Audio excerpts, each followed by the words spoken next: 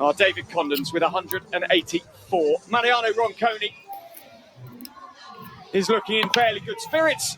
Zach Jones, the Welshman who is in interim charge of England, as he said before the game, is looking for improvements, hoping that his team can get themselves on the score sheet. Just listen to the wind. Welcome to the action, welcome to the FIH Pro League. Here at the Synod in Buenos Aires, the crowd welcome the action. England all in white. Argentina in their changed dark blue strip. My name's Dan Strange. Alongside me is Simon Mason. And Simon, Argentina yesterday were very, very good and worthy winners.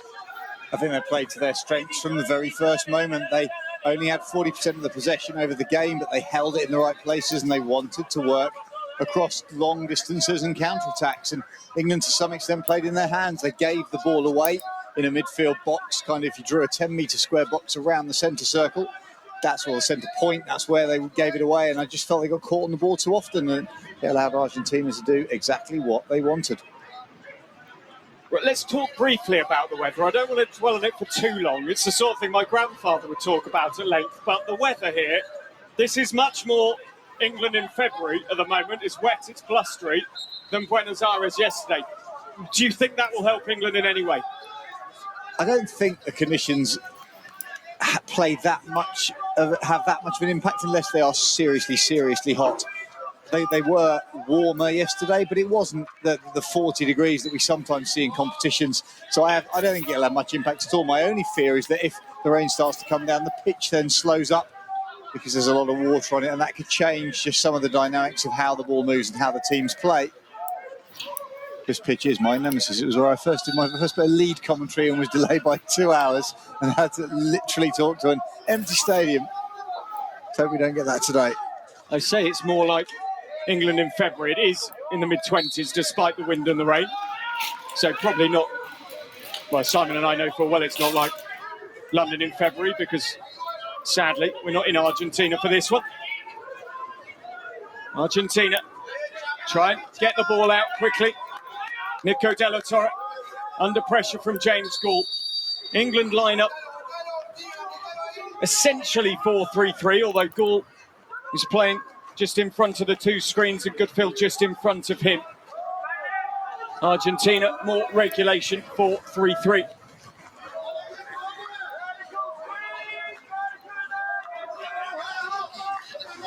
Albury. Sanford looking to thread the ball through the eye of the needle. Pereira has supported Casella. That is a very near miss for Kinan, the number 7 on the reverse.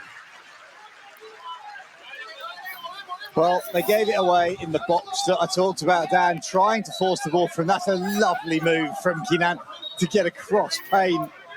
If you try and slap a ball through that, it's where Argentina want the ball. England have got to be smarter. Sanford slapping a ball from a static start position down a straight line channel. Needs to be more dynamic. Lovely to see the upright reverse being brought into the game. Strong fan of that. Argentina are a strong fan of holding the ball deep. Cecilio won't worry about the pressure that he was under. Goodfield was asking. As Duncan Scott in the scrum cap is forced to back away. Kinan, who very nearly, look at the 3D skill, one-handed at pace. Moves it inside as well. Smith just creating the space for Albury to run into.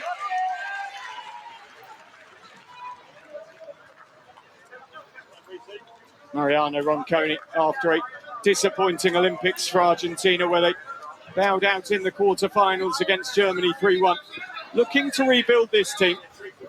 A team that were Olympic champions in 2016 in Rio. That's a nice little layoff. England then can get a bit of momentum because Nurse was overlapping. Nurse, it bounces down and Argentina can hack part clear. Albury with a rare slip. And that's the creativity that either side, any side, need to bring into their game if you're going to unlock a relatively static defence. Nurse got his feet round nicely, took a touch off an Argentinian stick, which is what lifted it, which is why it wasn't blown in the first instance. Umpires allowing advantage. They did it yesterday. They'll do the same today, wanting the game to flow as much as possible. Monya scored from a penalty corner yesterday, a deflection for Argentina.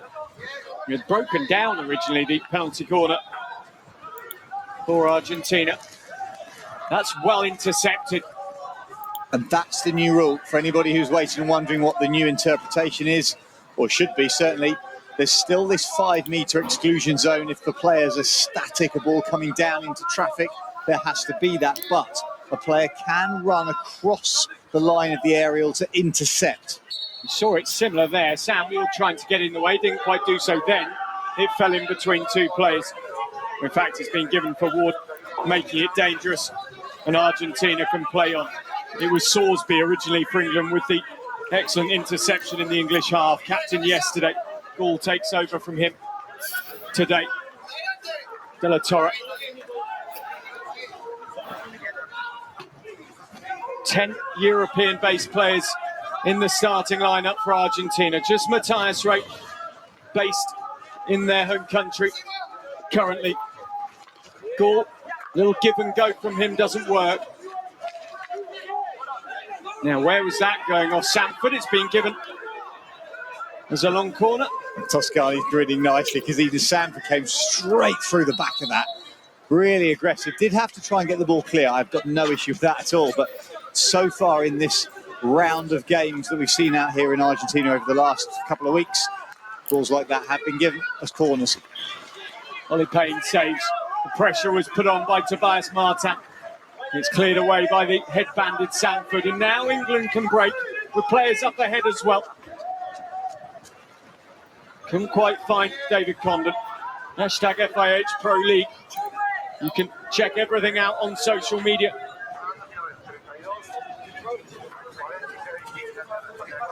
That just felt as we came, as England came, a bit of England bias, as England came down that right-hand side, and it was driving a straight line.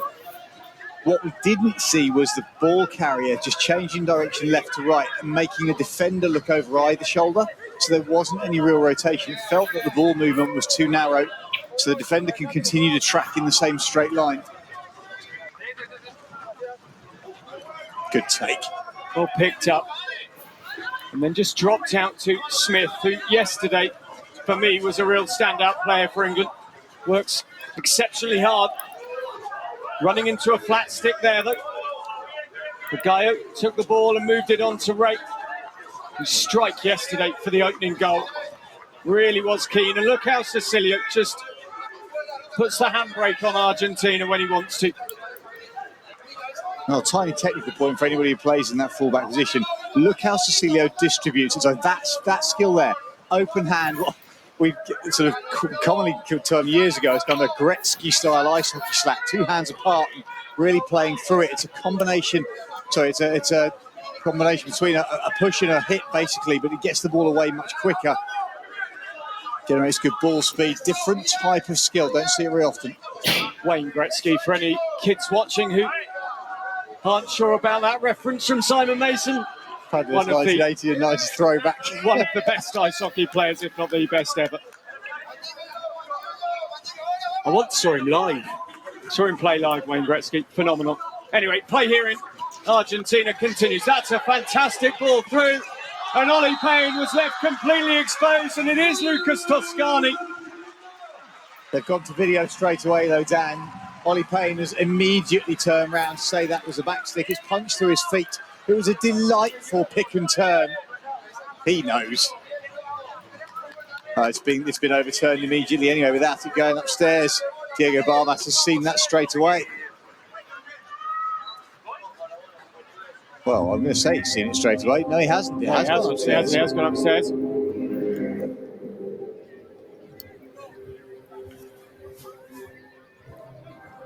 Very neat. There's an immediate reaction from Payne.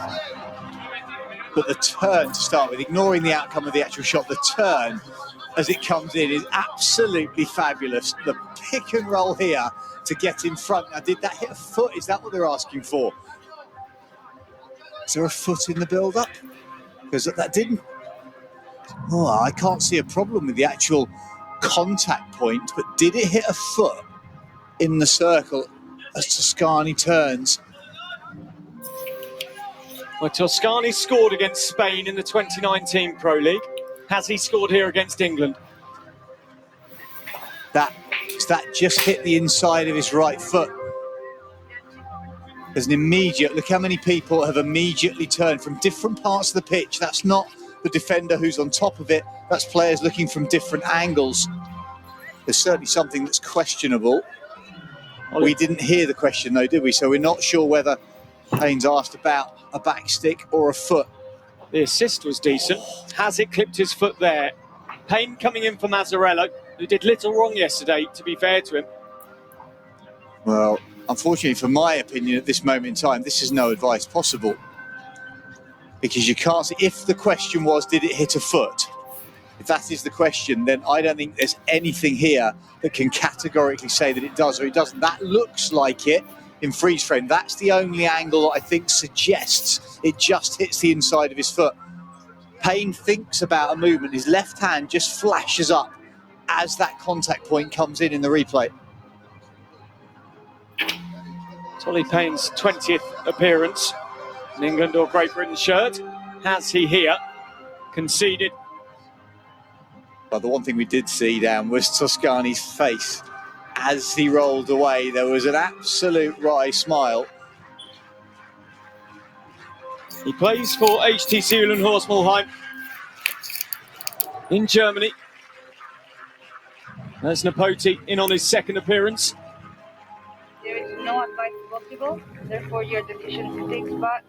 England keeps 0-0. Okay.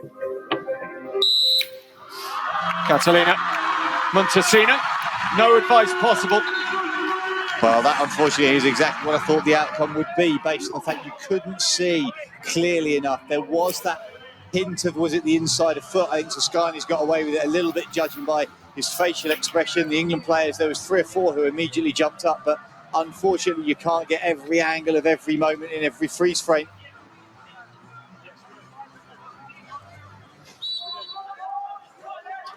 So Argentina, for the second time this weekend, have taken the lead in the first quarter. It's come, whether fortuitous or not, through an excellent reverse stick finish from Toscani. An excellent assist from Cecilio. There was no question about those two aspects of the play. It was whether it clipped Toscani's instep on the way through. Now the drive on from Peter Scott. England's response is trying to be immediate, and Banderac is there and he's stalking, and you'd expect him to put that away on English Hockey League form. Well, this is a replay of the goal down the right-hand side. A fabulous hit across off the right foot. It's absolutely beautiful. That's the suspected touch where no advice was possible. The finish, there was nothing wrong with that. Payne just trying to let the ball hit him. Did it hit a foot or did it not? It doesn't matter now. England came down the other end. And Banderac, well, he'll be disappointed. Santiago did enough. He got his body behind it and made the ball move sideways, and Banderac missed the post by, well, probably no more than 10 centimetres.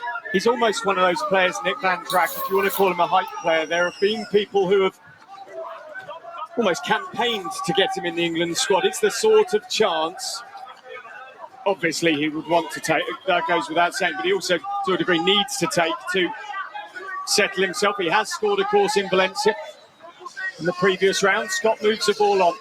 England not fazed by going a goal behind, although Salisbury nearly loses possession. Well, the Banderac question is an interesting one, because in my opinion, as a forward, he's very similar to Sam Ward. He's a poacher.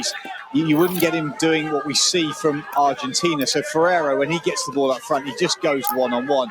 Very, very quick hands. Dribbly, I think I said yesterday.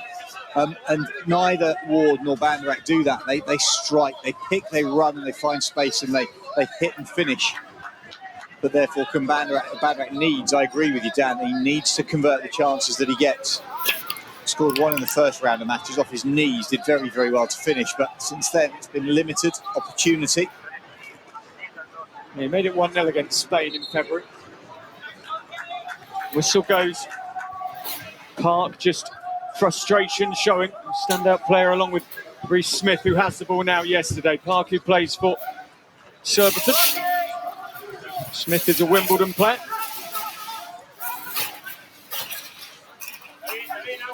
Well, Georgians and the RAF's Liam Sanford moves the ball on.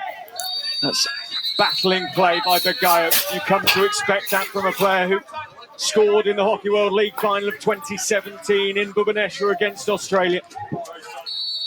That's very well driven, and a penalty corner coming. And wow, David Condon then, playing like someone possessed, driving away, and gets the penalty corner for England. Here we see the replay. You talk about somebody driving. They have to battle England. They have to get on the front foot. It takes an individual to really work through some spaces and force the play.